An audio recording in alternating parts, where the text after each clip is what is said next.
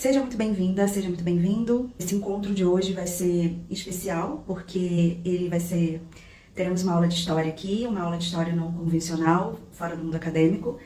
Meu nome é Palmira Margarida, sou doutora em ciências, especialista em rituais, magias, perfumaria antiga e historiadora, especialista em mitologias antigas. E o título dessa aula de história hoje é Madalena do Egito à França. Eu não criei um roteiro para fazer essa aula de hoje, não temos um roteiro, vai vir o que tiver que vir. É sempre muita coisa que se tem para falar sobre Maria Madalena. E claro que eu não vou conseguir falar tudo aqui, imagina, isso é impossível. Eu vou falar o que eu senti que é para falar, e isso sempre vai de acordo com quem está aqui, eu acredito nas energias. E por final, nessa live, eu vou mostrar 3 livros que vocês sempre me perguntam, bibliografia sobre Maria Madalena, bibliografia confiável, para você que gosta de conhecer a história por um viés não oficial. Então já pega aí a sua taça de vinho, assista tomando um vinho, tomando um bom chá. Antes que vocês me perguntem, eu não estou vestida de pombagira, não estou vestida de Exu, tá? Essas são as cores que são utilizadas né, desde o século II pelos templários, quando eles vão ler ou vão fazer algum ritual para Maria Madalena, sobre as palavras de Maria Madalena. E eles usam essas cores até hoje. As mulheres usam a roupa dos templários na cor preto, com a cruz templária em vermelho, e os homens usam a roupa templária de vermelho com a cruz negra. E eu já pude participar, já tive a oportunidade de participar de um ritual dos templários dentro da Gruta de Madalena. E eu vou falar um pouquinho sobre isso tudo hoje, tá? Já aviso que é impactante. Então, muita coisa hoje se desfaz na nossa cabeça para muitas outras virem uma novidade, né? De algo, vamos dizer assim, desatar alguns nós. Então, vamos lá. Quem foi Maria Madalena? Ela, inicialmente, tudo que eu tenho para dizer é que ela não foi uma prostituta. Essa história de que Maria Madalena foi uma prostituta, ela foi uma retórica que foi criada pelo Papa Gregório, de que ela era uma prostituta para minimizar o poder dela dentro da instituição religiosa que estava sendo criada, que estava ali tentando ganhar poder e potência, e a Maria Madalena ela precisava sair da história de Cristo. Porque ela não era apenas uma mulher que seguia Cristo. Existem muitas linhas de que ela foi uma grande apóstola de Cristo, que ela era uma das apóstolas, de que ela inclusive teria sido casada ou foi a mulher de Jesus, né? E como não era possível, dentro dessa instituição religiosa, ter uma figura feminina tão forte, e que não apenas era tão forte, era uma mulher em primeiro lugar, mulheres não poderiam ter poder dentro da instituição religiosa, mas além disso a Madalena, ela tinha uma carga, uma sabedoria que era totalmente contra a sabedoria, o que a Igreja Católica estava pregando. E aí é que entra toda a história dessa mulher, né? Eu só quero deixar 2 coisas claras aqui. A primeira, não teria problema se ela fosse de fato uma prostituta. Tá? Isso não é problema nenhum. Isso é mais uma forma de domesticar, é uma forma de minimizar uma mulher, né? Dentro da sexualidade dela, dentro das escolhas dela. Então o problema não é esse. É claro que naquela época era, e para muita gente hoje ainda é. Mas eu só quero deixar isso claro, que isso não seria um problema. Eu não deixaria de admirá-la, não deixaria de seguir a sabedoria e as palavras dela se ela fosse de fato uma prostituta. Mas ela não foi. Ela tinha uma vida sexual, uma sexualidade, na verdade, muito intensa e muito forte, vocês vão entender o porquê. Isso dá para sentir quando a gente vai na igreja dela, enfim, eu vou falar tudo que eu passei aqui com ela, não só como historiadora, mas como mulher. E ela foi canonizada em 2016 apenas. Então imagina, gente, Madalena, que foi a mulher mais importante da vida de Jesus, que é o ser que o mundo ocidental coloca como um Deus, ela só foi canonizada em 2016. Então isso é muito grave quando tentaram esconder a história dessa mulher. E esconder a história dessa mulher é esconder a história de todas nós, é esconder a história do feminino, da potência, da força desse feminino, que Jesus também não seria Jesus na matéria se ele não tivesse tido como par alquímico Maria Madalena. E provavelmente quando ele encarnou aqui na matéria, ele já sabia que ele ia encontrá-la. Bom, a Madalena, ela, além de não ser uma prostituta, isso ter sido uma história inventada pelo Gregório e ter sido lido numa missa, isso lá em torno de 1200, 1300, ela era uma alta sacerdotisa. E o que era ser uma alta sacerdotisa? Ela era uma alta sacerdotisa do Egito. E ela, especificamente, ela era uma sacerdotisa de uma deusa egípcia, que é essa daqui, para quem não conhece, que é a deusa Ísis. Ela era sacerdotisa dessa deusa. Mas como que ela era sacerdotisa dessa deusa, Palmes, se ela era árabe? Sim, a Maria Madalena, ela era árabe, ela era da região da Península Árabe, porém, a Península Árabe e o norte e o nordeste da África, essa região, a qual chamamos de Maghreb na África, eles tinham uma grande intensidade de troca cultural, troca de sabedoria. Então, essa região entre a Península Árabe e o Maghreb da África é chamado de mundo árabe, o que não é um nome muito bom, porque parece que os árabes tomaram conta da África, dessa região da África. Não é isso. Eles tinham uma grande troca cultural. Houve sim algumas invasões na África pelos árabes, porém, não é bem assim que funciona, tá? Existe uma troca cultural muito grande. E nessa troca cultural, a gente está falando aí de trocas culturais de 7.000 anos atrás, entre 7 a 6.000 anos atrás, houve uma troca de conhecimento de deusas e de arquétipos de deusas. Então, a Ísis, para a gente entender quem é a Madalena, a gente precisa entender o Egito Antigo, feminino no Egito Antigo. O Egito Antigo, ele tem muitas deusas, ele tem deusas muito mais antigas que a Ísis. Por exemplo, a Ísis, ela já veio de uma outra deusa, que é a Hathor. Não sei se está dando para vocês verem ali atrás, eu tenho várias, mas eu não peguei todas. Vem então a deusa dourada ali atrás? Aquela é a Hathor. E provavelmente não, isso a gente já tem certeza, a Ísis, ela veio da Hathor. E a Hathor, ela ainda veio de uma deusa ainda mais antiga, que era uma deusa da Mesopotâmia, lá no mundo árabe, que é a Lilith. Que é aquela que é falada na Bíblia, que é o demônio que tentou Eva. Era a Lilith, a primeira mulher de Adão. Enfim, para vocês entenderem um pouco dessa troca cultural. Acontece que a Ísis, essa deusa aqui, ela é uma deusa alquímica. Não vou hoje falar de alquimia antiga do Egito aqui, porque não cabe, senão a gente não vai terminar essa live nunca. Mas ela vem de uma seção, digamos assim, uma fase da alquimia antiga do Egito, das escolas da vida do Egito, que eram assim que eram chamadas. A gente pensa em Biblioteca de Alexandria, lá dentro existiam várias escolas da vida. Escolas da vida eram grupos de sábios que estudavam variados tipos de assunto: astronomia, botânica, perfumaria antiga, rituais e medicina, e muitas das coisas que depois os gregos foram e roubaram tudo e disseram que era deles, né? Veio tudo de lá. E nessa troca cultural, ela durou por muito tempo. Durou até os gregos invadirem o Egito. E antes disso, essas sacerdotisas, esses sacerdotes, eles existiam. Não era algo apenas religioso. A religião como a gente pensa e vive ela hoje era completamente diferente. As pessoas, elas estudavam muito, elas tinham que praticar aquilo que elas falavam. Elas ritualizavam. Os rituais e a espiritualidade era totalmente erótica. Presta atenção nisso que eu vou falar agora.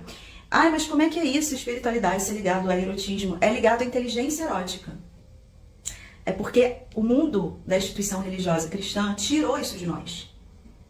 Porque a sua inteligência erótica não é fazer sexo com alguém, muito menos sair fazendo sexo com todo mundo. É você saber da sua potência erótica, você descobrir o seu poder, porque para eles, tanto para os árabes antigos, tanto quanto para os egípcios, tanto quanto para os hinduístas, para os indianos, a sua potência, ela vem de uma energia sexual, a sua potência na matéria. Então aquela história de que nós somos seres espirituais tendo uma experiência na matéria, é exatamente sobre isso. E essa experiência na matéria, ela é estruturada, ela é concretizada por essa energia sexual, que os hindus chamam de Kundalini, por exemplo. tá? E é essa energia, é esse lugar que quando você o domina ele em si mesmo, isso necessita de muito autoconhecimento, que é o que esses sacerdotes, essas sacerdotisas buscavam. Quando você domina esse lugar, você é uma pessoa extremamente poderosa, você é uma pessoa extremamente potente. Só que pessoas potentes, poderosas, que entendem que a divindade não está lá fora, que a divindade está dentro dela mesma, que ela acessa isso, ela cria tudo que ela quer. Inclusive o mago, o arcano do mago, do tarô vem daí, o tarô vem da alquimia antiga. Quando você é essa pessoa, você não é passível de domesticação. Você não é passível de ser domesticada por uma instituição, por um status quo, por um governo. Então, como foi um plano, né, a religião, o status quo, a sociedade ocidental que estava se montando, tirar o poder das pessoas, fazer com que as pessoas começassem a se ver pequenininhas, de que elas tinham que obedecer ao Estado, de que elas tinham que dar a mão de obra delas extremamente barata, de que tudo na vida delas tinha que passar pelo governo, se ela podia ter filho, se ela podia casar, tudo, o corpo dela passa a ser controlado. Só que como fazer as pessoas acreditarem nisso, aceitarem isso? Através de um lugar muito especial para todos nós, que é o nosso divino, a nossa fé. E aí entra essa religião institucional que institucionaliza o corpo das pessoas, a sexualidade, o erotismo, a potência das pessoas, dizendo agora para as pessoas que isso tudo é pecado, e que isso é sujo, e que isso é feio. No entanto, Maria Madalena vem de uma ancestralidade de sacerdotisas que diziam exatamente o contrário. No Egito, no mundo árabe, no hinduísmo. Não só dizia, como praticava esta inteligência erótica. E logicamente que pessoas assim, elas são muito bonitas, afrodisíacas, e elas são assim, não porque elas forçam isso, mas é porque é uma pessoa que vive essa verdade, que sabe quem ela é, tem contato com essa potência erótica dela, porque o erótico é divino. Essa pessoa, ela é muito poderosa. Essa pessoa, ela chega inclusive a dar medo em outras, porque algumas pessoas têm medo do poder do outro. A gente tem medo do que a gente não conhece. Então, por isso que muitas pessoas têm medo de Lilith, têm medo das pombagiras. Eu vou chegar nas pombagiras lá no final. E a Madalena, ela vem dessa linhagem dessas sacerdotisas antigas, principalmente de Ísis. Então, você imagina uma mulher naquela época que ela era uma subversiva. Porque para essa sacerdotisa, alta sacerdotisa, ela precisava ler e escrever, tinha que saber ler e escrever, muitas vezes em outras línguas. Eram mulheres extremamente estudadas e eram mulheres muito ricas. Porque para bancar essa vida de sacerdócio, para ser convidada ao sacerdócio, geralmente eram de famílias muito ricas. Famílias que tinham condição de mandar a filha para um sacerdócio desse. Ou que simplesmente desse essa possibilidade. Né? Além disso, ela precisava ser convidada, ela precisava ser uma pessoa honrada. Então, elas entravam muito crianças, e isso a gente tem em documentações. Elas geralmente entravam a partir da primeira menstruação, a menarca, e elas eram convidadas a entrar. Ou ela era convidada por mérito, porque ela chegou lá e ela pediu e passou por algumas coisas, ou ela era convidada porque ela já vinha de uma família de sacerdotisas. Então essa Maria Madalena, que falam que ela era uma prostituta, que ela estava jogada em algum lugar, ela provavelmente era muito rica, ela era uma mulher extremamente letrada e que ela sabia muito, muito de alquimia antiga. Ela sabia muito de rituais antigos, ela era uma grande alquimista e ela também era uma grande perfumista. E essa questão do perfume é muito sério. Hoje a gente vê perfume como coisa de mulherzinha, como coisa fútil. Isso também foi um outro lugar que a Igreja Católica tirou de nós lá no século I. Porque o olfato dos 5 sentidos, ele é o mais etéreo e o mais erótico. A gente acha que a gente gosta de alguém pelo corpo da pessoa, porque ela é uma gostosa, mas na verdade é toda uma química por trás. Às vezes a pessoa é bonita e não bate química. Né? Você vai conhecer a pessoa bonita, mas não tem química. Então essa química, que a gente fala que teve a química com a pessoa, essa é uma energia erótica muito poderosa. E que por muitas vezes a gente foge, né? Porque a gente tem medo dela, né? Tipo, é muita energia, então por muitas dores, muitas questões, às vezes as pessoas fogem. Mas voltando pra cá. Essa Madalena, ela tinha essa energia. Ela era desse jeito.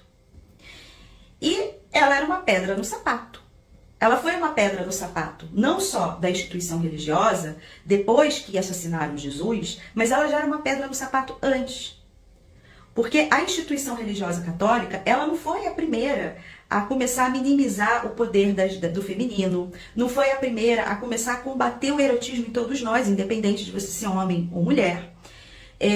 Não foi a primeira a começar a trabalhar com miséria. Porque o estado do sacerdócio, ele é o cálice que transborda, é o transbordar. E essa instituição, ela queria o contrário, ela queria a miséria. Não tem para todo mundo, só quem pode ter são tais pessoas, tais grupos. Se você quiser, você tem que trabalhar muito, você tem que ser humilde, você tem que sacrificar seu corpo. O reino dos céus é para os humildes. Olha como essas coisas, esses discursos vão entrando na nossa cabeça e eles estão até hoje. Olha que interessante, né? É feio ser rico, é mais fácil um camelo passar numa agulha do que um rico entrar no reino dos céus. Então, uma vibração de miséria. E esse sacerdócio alquímico antigo, que ritualizava o feminino, era do transbordar. Porque ele não acredita em miséria. A divindade, ela é próspera, ela transborda, ela é erótica. Olha o erotismo aí. Quando a gente goza, o que acontece? É um transbordar, tanto para o homem quanto para a mulher. Olha que bonito. Por que isso é feio? Por que isso é pecado? Você já parou para pensar nisso? E Madalena trazia tudo isso com ela. Antes da Igreja Católica já existiam os judeus ortodoxos, já existiam pessoas e grupos que essa Igreja Católica ela não surge do nada. Pelo menos 500 anos antes havia grupos de religiões diferentes que tentavam pegar o poder para si. E o poder, para ele funcionar, esse tipo de poder, esse tipo de status quo, não é um lugar onde todos podem ser potência, podem brilhar e podem transbordar. É tirar de uns e colocar em outros. Existe um livro muito bom, que eu usei muito na minha tese de doutorado. O nome dele é O Cálice e a Espada, e foi escrita por uma arqueóloga, a Riane Esler, maravilhosa, pesquisadora, uma mulher, logicamente, tá? Ela fala muito desse lugar, da miséria e do transbordar. Do masculino miserável e do feminino transbordante. O problema é que quando esse feminino, ele para de transbordar, quando falam que esse feminino é sujo, é nojento, é pecado, esse masculino aqui também morre. Porque os dois precisam um do outro, que é a alquimia, o casamento antigo. Que inclusive tem a ver com a minha roupa e a roupa dos templários. Bom, ela era uma pedra no sapato. Porque essa mulher, ela sabia sobre coisas, ela tinha um conhecimento sobre coisas que iria atrapalhar todo o discurso, a retórica dessa nova instituição. Então por que a gente não tira ela da jogada? E foi isso que fizeram. Então ficaram só os apóstolos homens e retiraram Madalena da jogada, porque ela vinha com toda aquela energia, aquela carga do que eles chamam de paganismo. Detesto esse termo paganismo, não suporto, né? Mas para vocês entenderem, do paganismo, das deusas antigas. Ela tinha uma sabedoria alquímica, a sabedoria do poder e da potência do próprio indivíduo. De que Deus não está fora, Deus está dentro, a divindade está dentro, que você precisa buscar autoconhecimento, que você não precisa mortificar o seu corpo, isso não existe, pelo contrário, seu corpo é um templo, e ele é erótico, e ele tem 5 sentidos, ele é sensível, ele é sensitivo. Então ela era uma pedra no sapato. E como que a gente, digo eu e pouquíssimos outros historiadores e arqueólogos, a gente acredita que ela era uma sacerdotisa de Ísis, ela poderia ser de outras deusas, mas especificamente de Ísis, pelo seguinte: no sacerdócio de Ísis, os rituais eram muito feitos com perfume. A utilização de perfume mágico e perfume alquímico de Ísis era muito forte em todos os rituais dela. E a única coisa que sobrou de Madalena, que a gente sabe dela, né, é sobre o perfume. Ela lavou os pés de Jesus com nardo, com o cabelo dela. E aí essa informação é muito importante, Porque as sacerdotisas de Ísis, elas têm no ritual delas o uso do cabelo para o perfume. Então, limpar o amado, a pessoa amada, com os próprios cabelos perfumados, é uma forma de mostrar que aquela pessoa é muito amada. É uma forma de mostrar que aquela pessoa para você é muito honrada, tá? Então a gente começa a entender que essa Madalena provavelmente era sim uma sacerdotisa de Ísis, especificamente por causa dos perfumes. Tem uma outra questão que Jesus, ele foi, quando ele é morto e o corpo dele é retirado da cruz e é levado, né, lá para dentro da pedra e limpado, existem as mirrófonas. As mirrófonas são essas pessoas que limparam o corpo de Jesus e o perfumaram com mirra. E aí dizem não, né? Tá lá, que foram 3 Marias. E os católicos e os evangélicos renegam que uma dessas 3 Marias era Maria Madalena. Sendo que Maria Madalena estava lá o tempo todo. Inclusive, ela foi a primeira vez Jesus ressuscitado, né? Olha, gente, como é impactante. Ela foi a primeira pessoa a conseguir enxergar Jesus ressuscitado. Não é porque ele apareceu para ela primeiro. Ele apareceu para ela primeiro porque ele sabia que de todos os apóstolos, ela era que ia conseguir enxergar a alma dele. De tão poderosa que ela era. E essa mulher foi retirada de tudo. Os evangelhos dela sumiram. A gente tem pouquíssimas páginas desse evangelho. Pouquíssimas laudas, digamos assim. Pra gente ver como que apagaram. E não é só por ela ser mulher, entende? É por toda essa sabedoria que ela carregava. Porque era totalmente fora do que a Igreja Católica estava pregando. Então, tem essa questão com a mirra, e aí tem uma outra questão que prova que ela é rica, de novo, que ela era rica e que ela era uma sacerdotisa da deusa egípcia Ísis, e que ela andou no Egito. E aí tem mais coisa, aí tem mais fofoca, que é muita fofoca.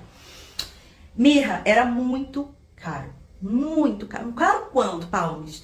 Mirra naquela época valia o preço de um carro zerado popular. Era muito caro.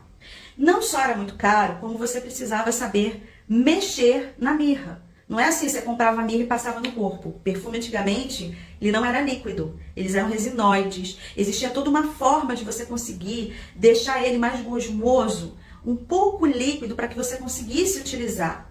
E claro, era muito caro, então é uma coisa que você não pega e dá para qualquer pessoa manusear.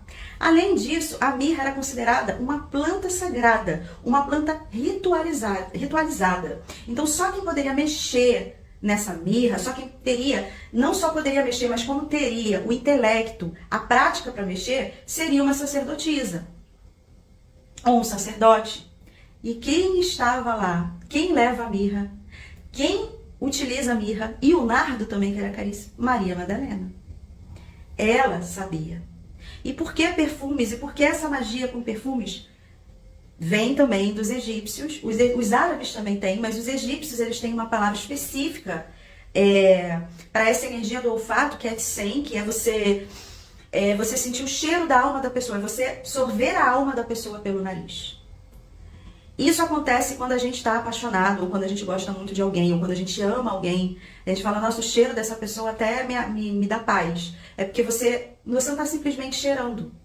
Você está sentindo a alma da pessoa pelo seu olfato, que é extremamente etéreo.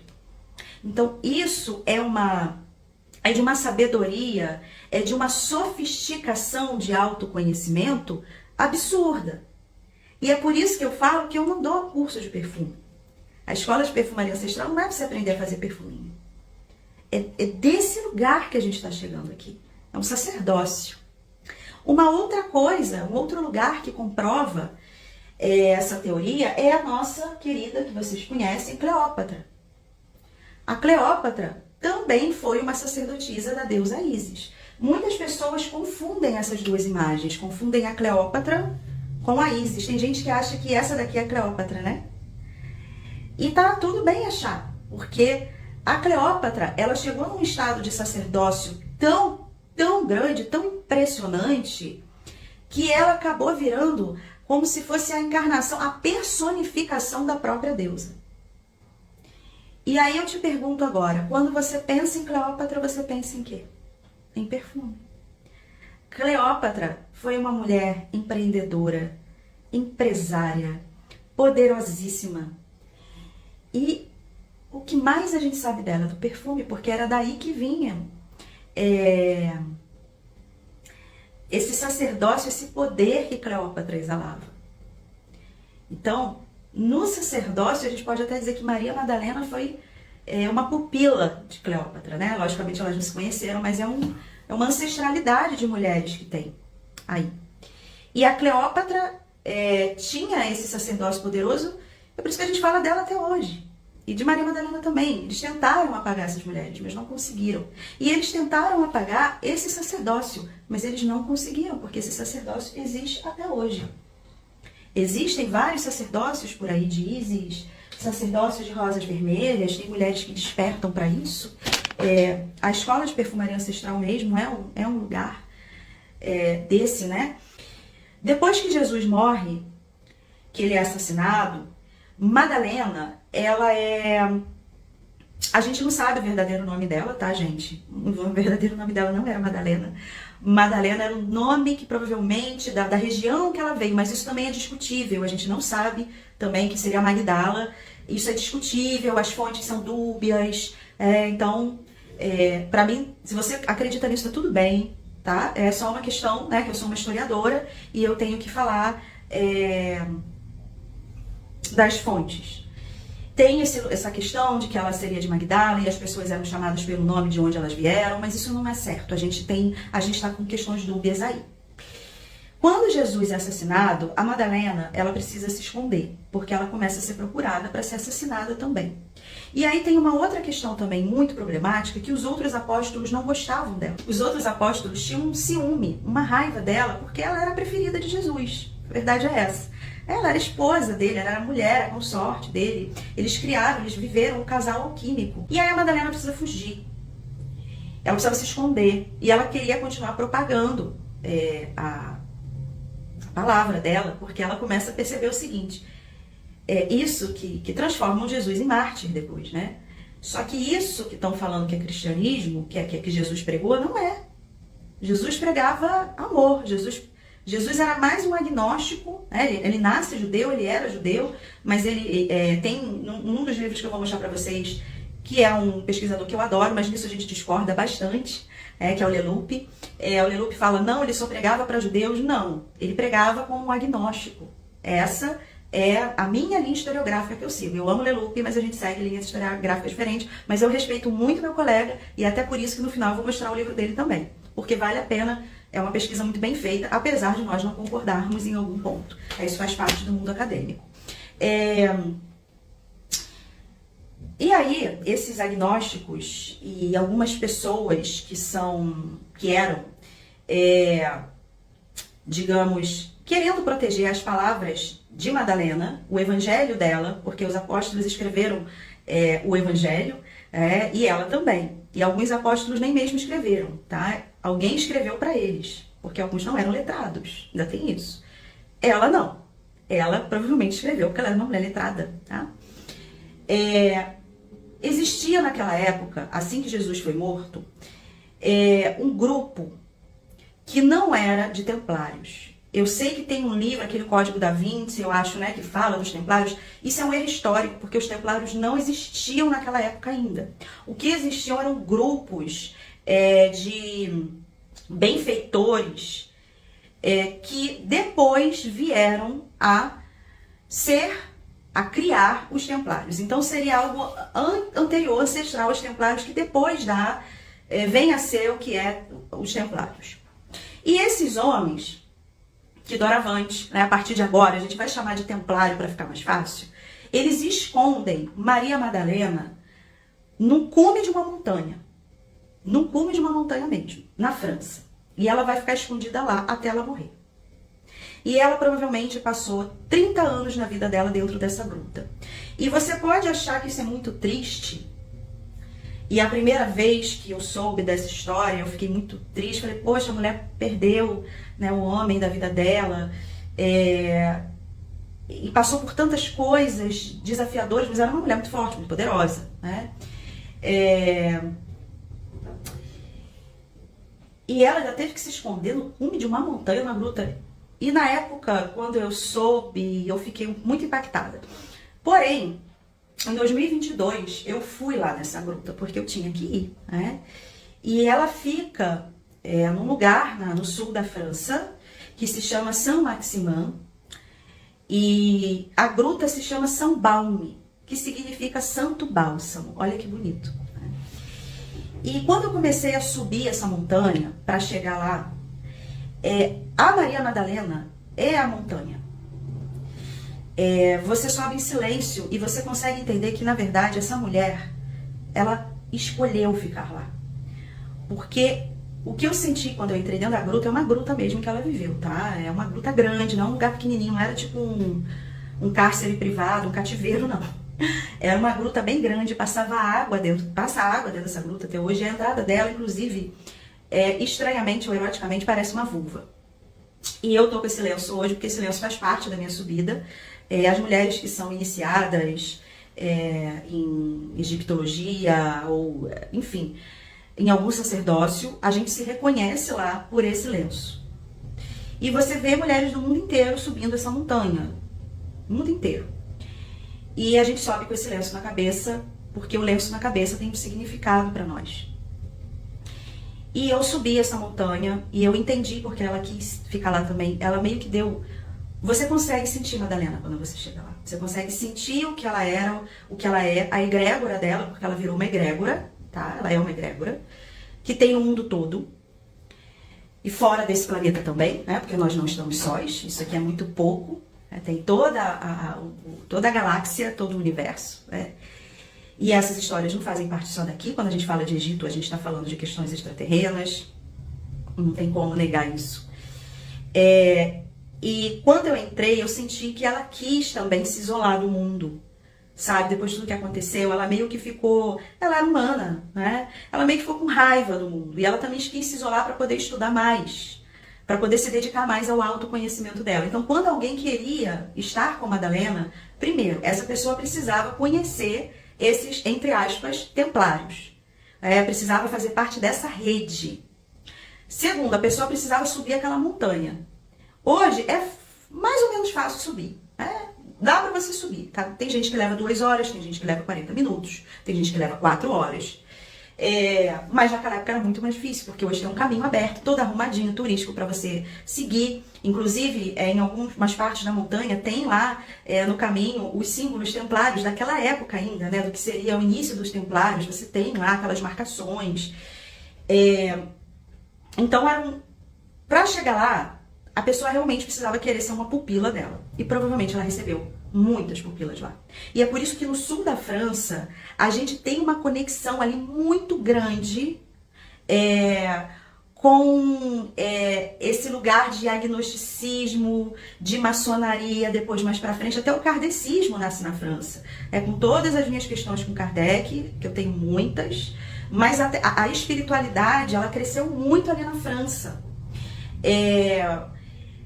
O Luís XIV, quando você entra em Versalhes, aí você tem que ter olhos de águia, olhos de historiador. Existem simbologias do Egito Antigo dentro do Palácio de Versalhes. No lugar onde o Luís XIV rezava, que era tipo a igreja dele dentro de Versalhes, eu estive lá também, e eu já fui com esses olhinhos de historiadora, dentro da pequena igreja dele, que era dele, o oratório particular dele, há diversos símbolos do mundo árabe antigo, da alquimia antiga, da alquimia egípcia antiga. Porque eles sabiam que o poder estava ali. Eu sou católico daqui para fora. Eu sei que tem outra... Eu acredito em Jesus, mas de outra forma. Não é esse Jesus dessa instituição. Eu engulo essa instituição porque eu sou um rei. Mas eu sei que o evangelho, mesmo poder, e ele era um homem muito poderoso, vinha desse agnosticismo. Claro que você pode usar o seu poder pro bem e pro mal, né? Aí é uma escolha sua. E ela ficou lá escondida, tá? Eu não gosto de usar a palavra escondida. Ela viveu lá. Embaixo da gruta, lá no final da montanha, você tem a cidade de Saint-Maximin, que é onde os templários fizeram uma igreja para Maria Madalena, que é a principal igreja de Maria Madalena no mundo, é a basílica dela. E quando você chega, é a mesma coisa. Olhos de águia, existem vários símbolos egípcios, existem vários símbolos dos templários, existe a estrela alquímica egípcia no chão Bem na entrada da igreja, na praça, tem uma estrela egípcia, bem no meio da praça da Basílica. É uma igreja gigantesca, que parece uma casa de pombagira. Ela não parece uma igreja católica, ela é toda vermelha, toda vinho, cheio de rosas vermelhas talhadas em todos os lugares. O símbolo da rosa vermelha é muito forte no Egito Antigo, uma das principais plantas do Egito Antigo, para sacerdócio feminino. Ísis, toda a libação ritual mágico e antigo dela era feita com a rosa gálica, que é a rosa vermelha, a rosa árabe. Tá vendo a interseção entre os árabes e os egípcios? E a igreja dela é toda talhada e tem um porquê também disso. Sabe por quê? Porque é o símbolo da paixão, porque é o símbolo da puta. É o símbolo da puta, né? O vermelho, a rosa vermelha. Na verdade, é a igreja que também fez isso. Porque a rosa vermelha é o símbolo da principal fase da alquimia antiga egípcia, que é a fase do rubedo. Eu falei dela aqui outro dia, numa outra live. Eu falei das fases alquímicas. Essa não é uma aula sobre alquimia antiga. Um dia eu posso, se vocês quiserem, dar essa aula de história de alquimia antiga para vocês. Mas existem muitas fases dentro da alquimia. As 3 principais fases é o nigredo, o albedo e o rubedo. Quando você chega no rubedo, você chegou no seu ápice do seu autoconhecimento na matéria. É hora de você externalizar esse autoconhecimento. E a fase do nigredo, ela é representada, algumas das representações, tá? É uma rosa negra. A fase do albedo é a rosa alba, que também é chamada de rosa alba, rosa branca. E a fase do rubedo, que é chamado de rósea ruba, que em latim seria rosa vermelha, ou fase escarlate, ou ainda casamento alquímico. O casamento alquímico é exatamente essas cores aqui. E aí a gente pode começar agora a falar de Exu, de pombagira. Ai, mas eu não gosto de palmas, eu tenho medo. Depois de tudo que eu falei aqui, se você ainda tiver com medo disso, minha pombagira vai te pegar. Tô brincando, mais ou menos. Mas olha só, o preto, ele representa a matéria, a materialidade, e que a gente não pode renegar ela, tá? E o vermelho representa o sangue, representa o espírito, tá? O sangue, ao contrário do que muita gente pensa, o sangue é da matéria, o sangue é o espírito, é onde sopra a vida. Quando o seu sangue para, quando você não tem mais sangue, você está morto. Então o sangue é o espírito, e é o vermelho. E o preto é a matéria. Então a gente começa lá na fase do nigredo. A fase do nigredo é feia, é ruim? Não. É maravilhosa, a gente passa por ela. Porque se a gente não passa por ela, a gente não aprende. Por muitas vezes, quando a gente erra, e a gente erra toda hora, com pessoas que a gente ama, com pessoas que a gente gosta, a gente passa por um pequeno nigredo. Por alguma questão sua, você cometeu um erro ali. E aí, depois que você sai daquilo, você sai daquele fundo do poço, você vai para a fase do albedo, que é a fase espiritual, que você consegue, é uma fase de autoconhecimento. Tá? Tô dando muito um passando aqui. E tem a fase do rubedo, que vem depois. Você pega esse autoconhecimento, vamos dizer, você foi lá no inferno, descobriu a porta de saída, conseguiu sair e foi para o albedo. E aí você fica meio naquele estado, cara, ninguém tira minha paz agora, só que você ainda não consegue ir para o mundo. Quando você consegue ir para o mundo, que é externalizar, viver essa espiritualidade, esse novo autoconhecimento que você adquiriu na matéria, você chega no rubedo, que é o casamento alquímico, tá? E o negro é representado pelo masculino e o vermelho pelo feminino. Quando esses dois se encontram, acontece o casamento alquímico. Existe só pra gente ver aonde que isso bate diretamente na nossa vida atualmente. Palmes, a gente só passa uma vez nesses lugares? Não, a gente passa pelo nigredo várias vezes. Às vezes num dia a gente passa por 3, né, por todas as fases, tá? Só que toda vez que você passa por essa fase, você não passa nela igual você passou a primeira vez. Se você já está indo no nigredo pela 20ª vez, você já é o quê? Um doutor em nigredo, já tem doutorado em nigredo. Então você chega lá, você já sabe nadar, você já sabe mergulhar naquela escuridão. E você sabe sair muito mais rápido, com muito mais consciência, né? A questão e o grande problema é algumas pessoas, elas às vezes nunca entram no nigredo, não porque elas sejam pessoas evoluídas, mas é porque elas não conseguem encarar os erros dela. Elas não conseguem ter a autorresponsabilidade de falar, eu errei, e eu ter coragem. E estar no nigredo necessita de muita coragem, de muito autoconhecimento, porque você não vai poder se vitimizar, você não vai poder fugir. E isso os egípcios sabiam muito, porque todo esse conhecimento vem do Egito. O nigredo para o egípcio era de extrema importância. Um dos deuses ligados ao nigredo, que quem gosta de Egito já ouviu falar, é o Chacal Anubis, que é um deus bem famoso. Ele é ligado ao Negredo. A deusa Metis também é ligada ao Negredo, que é a deusa da balança, que põe a pena, né? Ela também é ligada ao Negredo. Negredo e Albedo. Então, muita gente não vai ao Negredo porque a pessoa ela não tem coragem. Ela prefere ficar se vitimizando o tempo todo, ela prefere botar a responsabilidade nos outros, culpabilizar os outros. Ela nunca tem a coragem, e coragem, né, que significa coragem, agir com o cor, o coração, vem do latim. Isso exige muita coragem, você chegar e admitir primeiro para si mesma que você errou e pedir desculpa para o outro. E também entender por que você errou, por que você fez o que você fez, por que às vezes você foi agressiva com alguém que você gosta. Que dores são essas? Todos nós temos dores, nós não somos perfeitos. E a gente consegue se libertar dessas dores e desses lugares que nos fazem mal e também faz mal para os outros que estão ao nosso redor, quando a gente vai ao nosso Negredo e reconhece e pega a responsabilidade para si. E isso, gente, é muito erótico. Porque uma pessoa que consegue fazer isso, ela é muito poderosa. Porque você não coloca a sua vida na mão de ninguém, nem o seu poder e nem os seus erros. E ser assim, ter essa liberdade, exige o quê? A liberdade, ela exige disciplina. A liberdade, ela exige autorresponsabilidade. Uma pessoa que nunca se autorresponsabiliza por nada, que nunca vai ao seu Negredo, uma pessoa que nunca encara as suas dores, os seus medos de frente, ela não vai no Negredo. Se ela não vai, ela não consegue ter raízes. Ela não consegue formar a estrutura dela. Então não tenha medo das suas sombras. A gente tem medo das sombras, a gente tem medo das pombagiras, mas ali está o seu poder. O que você está com medo agora, o que te causa medo, é ali que está o seu poder.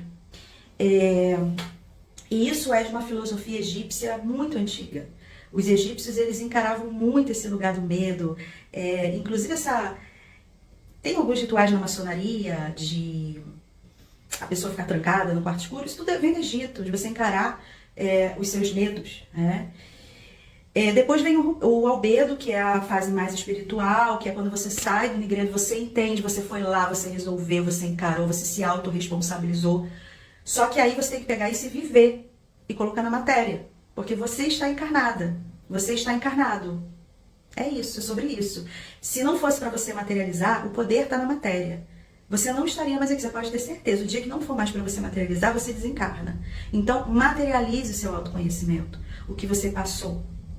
As sombras, a gente acha que o autoconhecimento é um lugar fofinho, bonitinho.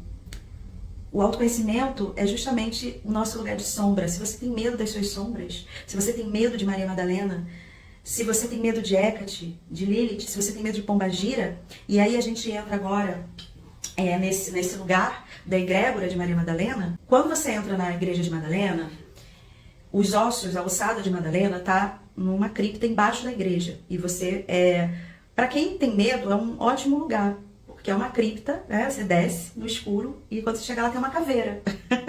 É Maria Madalena, a ossada que foi encontrada dentro da gruta. E é uma energia muito forte, muito densa, não é uma energia fofinha, é uma energia de... Sabe aquela pombagira que conseguiria fazer uma limpeza? É ela. E a egrégora dela, hoje, trabalha com muitos nomes. No Brasil, a gente conhece elas por pombagira. E nada é por acaso. Eu não acredito em coincidência, não existe coincidência. As pombagiras, elas se vestem de preto e vermelho muito, né? Que é a cor dos templários quando eles vão trabalhar com Maria Madalena, quando eles vão fazer um ritual para Maria Madalena, que inclusive eu pude participar. Lá dentro da gruta estava tendo um ritual de Maria Madalena dos templários. Tá? A pombagira, ela sempre existiu com outros nomes. Essas sacerdotisas todas do Egito, do árabe, do Tajiquistão, de todos esses lugares, elas sempre existiram, não só nesse planeta. Elas só trocam de nome com o tempo. Na África, todo o continente africano, todos os lugares, elas sempre existiram. Elas só vão trocando de nome, as egrégoras vão trocando de nome. Mas essa é uma egrégora que, se você quer ver uma sacerdotisa de Maria Madalena, hoje você pode olhar para as pombagiras, que são elas. E tem esse lugar, né, de que elas são sedutoras. Elas não são sedutoras, isso é consequência do poder que elas carregam. esse contato com a própria inteligência erótica, com a própria potência. Elas riem, elas são alegres porque a divindade não é triste. A gente deu uma volta, né? A gente foi lá no Egito, a gente foi no mundo árabe, a gente chegou nas pombagiras, que era onde eu também queria chegar. Até as cores interferem, né? As cores fazem parte desse mundo de Maria Madalena. Então, a próxima vez que você ouvir sobre Maria Madalena, pensa que ela representa, e toda a sabedoria dela representa uma energia, uma sabedoria que nos foi sufocada, que nos foi vilipendiada. Eu vi algumas perguntas, as pessoas perguntando se existe alguma documentação do Evangelho de Maria Madalena. Existe, tá? A gente, como eu disse, a gente tem, são pergaminhos, a gente tem, vamos dizer, um pedaço desse pergaminho. A gente tem, quando foi encontrado os pergaminhos do Mar Morto, tinha uns pedaços do Evangelho de Maria Madalena nele. Depois, mais pra frente, foi encontrado pedaços dele na biblioteca Nag Hammadi. Foi encontrado alguns pedaços. E o Vaticano também tem alguns pedaços, só que eles não liberam. O que eles liberam é o que a gente já tem. Então, eles não vão liberar. Eu já tentei, outros historiadores já tentaram, eles não liberam. Tá?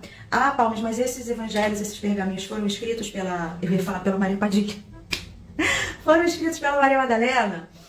Ela provavelmente escreveu, e esses pergaminhos, quando um sábio, a pessoa escrevia, as pupilas, elas iam reescrevendo e levando para outras partes do mundo. Então a gente tem pedaços, porque de outras pessoas que provavelmente já tinham escrito para ela, tinham reescrito, porque era assim que funcionava, a gente não tinha xerox, você pegava um negócio bom, você tinha que escrever tudo de novo, tudo de novo. Eles estão, a gente tem ele em grego antigo, a gente tem ele em copta, a gente tem ele em latim antigo, em Pompeia também foi achado alguma coisa. O Vaticano, ele não tem obrigação de liberar, ele não precisa dar desculpa, tá? Ele não tem essa obrigação, tá em posse dele, tá em guarda, como nós historiadores falamos, né? Tá em guarda, e quem tem a guarda não tem obrigação de mostrar para ninguém, tá? Infelizmente é assim que funciona. Eu tô muito feliz de ter feito essa live no dia dela. A minha missão de vida é trazer tudo isso que tá empoeirado nas gavetas das academias e trazer para vocês de uma forma simples, de uma forma que todos possam entender e de uma forma principalmente amorosa, sabe? Uma forma muito amorosa, porque essa é a palavra da Madalena. E eu disse que eu ia falar 3 coisas que Madalena me ensinou e me ensina na vida. A primeira é independência. Você precisa ser independente. Independente em todos os sentidos, mas a nossa maior independência é a independência espiritual, tá? Do seu autoconhecimento. E ser independente exige autorresponsabilidade, né? Que foi tudo isso que eu falei. A segunda coisa que ela me ensinou é sobre as quebras de padrão. Me ensinou não, me ensina até hoje, né? Quando Jesus expulsa os demônios de Maria Madalena, ela não tinha demônio nenhum. Demônio não existe, o que existe são os nossos demônios internos. E Madalena tinha muitos padrões que a limitavam, que Jesus a ensinou a liberar.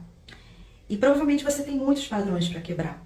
Da sua família, da sua ancestralidade, de você achar que você não merece a sua prosperidade, que você não merece um amor, de que você não merece ser amada, de que você não merece coisas boas, que a sua vida é sua luta. Isso tudo são padrões que a gente precisa quebrar. São demônios internos que a gente precisa encarar eles, ter coragem e falar de novo não. Eu não vou me sabotar de novo, eu não vou fazer isso de novo. Eu vou ter coragem de encarar isso. Eu vou ter coragem de tirar essa defesa que eu uso. Quantas pessoas se defendem porque sofreram na vida? E a vida vai passando e a gente vai perdendo a possibilidade de viver, de ser feliz. E a terceira coisa que ela me ensina também todos os dias é sobre o amor. O amor é a grande transformação de Madalena. E esse amor dela não é fofinho, tá? É esse amor que precisa ir lá no Nigredo. Quem vai lá, tem compaixão, tem humanidade, tá? Por isso que muitas pessoas não têm muita humanidade, não têm muita compaixão. Porque elas não se permitem ir lá. A vida me trouxe muitas dores, e eu já fui no Negredo muitas vezes, e talvez seja por isso que eu tenho tanta compaixão. Eu tenho muita compaixão pela história das pessoas. Eu espero que você tenha gostado, que tenha te iluminado, que de alguma forma eu possa ter trazido essa energia boa para você, essa energia de força, de realização, de te lembrar que o seu autoconhecimento, a sua divindade, é o que te faz ser poderosa. Deixar a sua sensualidade, deixar o seu erotismo surgir, não é pecado, não é feio, tá? E eu vou agora indicar 3 livros, né? Vocês sempre me pedem. Bom, o primeiro que eu vou indicar é do Leloup, que eu tava falando dele, né? O Jean-Yves Leloup, que é o Evangelho de Maria Madalena, Miriam de Magdala. Esse livrinho amarelo aqui. Tem na Amazon, tá? Vou deixar aqui pra ver. É o Evangelho de Maria. E ele é bom porque ele pega o Evangelho, as pouquíssimas partes que a gente tem, ele traduziu do copta, e aí depois ele faz a interpretação dele, tá? Eu não concordo com tudo que ele escreve, porém é uma pesquisa muito boa, tá? Então podem comprar. O outro livro que eu indico é do Michael Hagee, tá? Maria Madalena, da Bíblia ao Código da Vinci, Companheira de Jesus, Deusa, Prostituta e Ícone Feminista.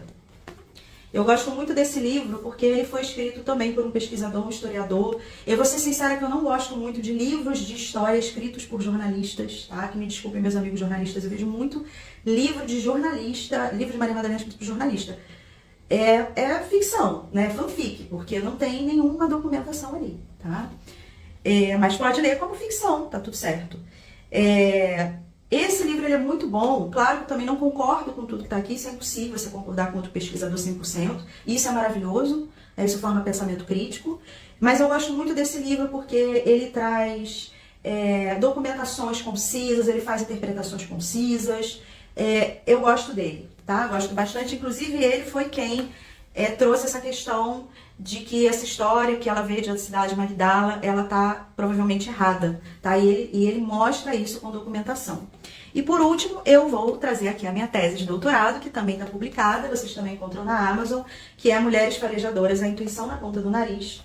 Esse livro, eu não falo especificamente de Madalena, minha tese de doutorado não foi sobre Maria Madalena especificamente, porém tudo que eu falei aqui, você vai encontrar nessa tese de doutorado, em que eu falo dos perfumes, desse sacerdócio da perfumaria e também trago isso para o mundo atual. Ele tem os desenhos dentro, que são lindos, que a editora fez. Aqui é a Maria Madalena com cálice, olha que coisa linda. O cálice que transborda, né? E tem também uma outra Madalena, que é essa daqui enrolada numa cobra, que inclusive eu esqueci de falar para vocês que lá na igreja dela, em São Maximin, os desenhos que tem dela não é de uma Madalena sofrida. Sabe aquela história? Para de fazer a Maria Madalena arrependida. Então, na igreja dela não tem Maria Madalena arrependida, não. É Maria Madalena nua, enrolada numa cobra. É Maria Madalena com os peitos de fora, com perfume na frente. É a Maria Madalena pombageada. Esse negócio de Maria Madalena arrependida não tem lá na Basílica dela dos Templários. Tá? Eles mantiveram Maria Madalena como ela era. Eles foram fiéis à imagem de Maria Madalena. Essa Maria Madalena triste, deplorável, arrependida, isso são imagens da instituição católica que quiseram acabar com a imagem dela e também colocá-la. Quando você coloca uma pessoa numa imagem sofrida, você fragiliza essa pessoa, né? Você tira a energia de potência dela. A mesma coisa que fizeram com a mãe de Jesus. Você imagina se ser mãe de Jesus, o trabalho que dava. E ver o filho ser crucificado, ficar lá, tira o corpo, limpa o corpo. Você acha que essa mulher é frágilzinha? Era frágilzinha do jeito que nós temos a imagem dela? Era uma mulher muito poderosa. E você pode ficar assim, mas ela é uma mulher que prega o amor. Mas por que pessoas que pregam amor têm que ser fraquinhas e bobinhas? O amor não vem do que é fraquinho e bobinho. Fraquinho e bobinho não segura o amor. O amor é uma energia muito poderosa para ser segurado por pessoas fofinhas e bobinhas. Que de bobinhas muitas vezes não tem nada, né? São maquiavélicas. Precisa de muita potência para segurar o amor. Precisa de muita potência para você ver seu filho morrer e você ficar de pé. Você já pensou nisso? Precisa de muita potência para ver o seu marido, o seu companheiro, a pessoa que se ama, ser crucificada e você depois, por 30 anos, continuar levando a palavra, continuar estudando, continuar se autoconhecendo. Isso é de muita potência. Então o amor ele não é fraco, o amor ele é potente, o amor ele é forte, o amor não é rosinha com bolinhas brancas, o amor ele é vermelho, ele é preto, porque você precisa ter estrutura, você precisa ter densidade, e isso é a alquimia egípcia, que para mim é uma das maiores sabedorias que a gente já teve nesse planeta Terra, que a gente ainda tem, ainda tá aqui. Bom, eu espero que vocês tenham gostado dessa aula e eu vou pedir para você compartilhar com alguma amiga querida ou com algum amigo querido que esteja precisando ouvir as palavras de Maria Madalena, tá bom? Muito obrigada e que o perfume de rosas vermelhas que sai na minha mão chegue até você. Tchau, tchau. Um beijo.